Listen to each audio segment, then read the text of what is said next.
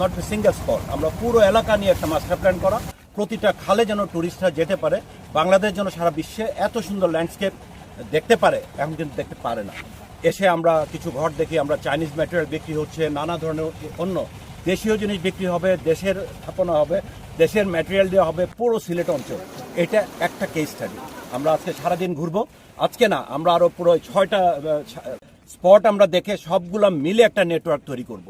এই নেটওয়ার্কের তারপর ইন্ডিভিজুয়ালি কোথায় কি করা যাবে না যাবে সেটা আমরা চলছে। সেই জন্য আমাদেরকে বাংলাদেশ স্থপতি সংস্থা দায়িত্ব দিয়েছে, কিছু আমরা স্থপতি আছি অনেকেই, এর সাথে এক্সপার্টরা আছেন।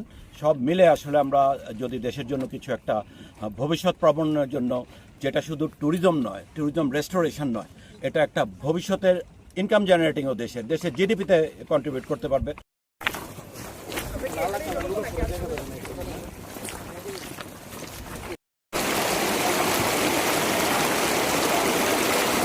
পারতে পারে। দোকানদারদের তো একটা দায়িত্ব আছে নাকি? সে ব্যবসা করে এখান থেকে আপনার এলাকা, আপনি এলাকা বা সে এলাকার, ওনার একটা ব্যবসা করে পুঁজিটা নিয়ে চলে গেলেন, আপনার লাভটা কি হলো? প্রকৃতির লাভটা কি হলো? উনি তো প্রকৃতির উপরে নির্ভরশীল। অতএব ওনাকে যদি ওনার দোকানের চৌহদ্দির মধ্যে বা দুই দোকানের মাঝখানে যদি কোনো ময়লা থাকে, ওই দোকানদারদের দায়িত্ব হবে এটা রাখা।